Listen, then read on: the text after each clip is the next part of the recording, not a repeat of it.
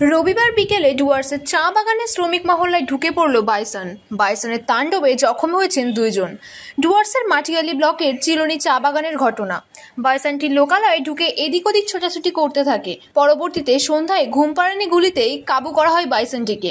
জানা গেছে, রবিবার বিকেলে একটি পূর্ণবয়স্ক বাইসন হঠাৎ করেই চিরনি চা বাগানের হাসপাতাল লাইন এলাকায় ঢুকে তাণ্ডব চালাতে শুরু করে। বাইসনটি তাণ্ডবে শ্রমিক মহল্লায় বিলাসী লোহার 55 বছর বয়স ও সুরেশ রাউতিয়া 34 বছর বয়স জখম হন। এরপর বাইসনটি বাগানের 32 নম্বর সেকশনে ঢুকে একটি ঝোপের মধ্যে আশ্রয় নেয়। এদিকে স্থানীয়রা আহত 2 ব্যক্তিকে উদ্ধার করে মাল সুপার স্পেশালিটি হাসপাতালে নিয়ে যায়। খবর পেয়ে এলাকায় পৌঁছায় খুনিয়া স্কোয়াডের বনকর্মীরা।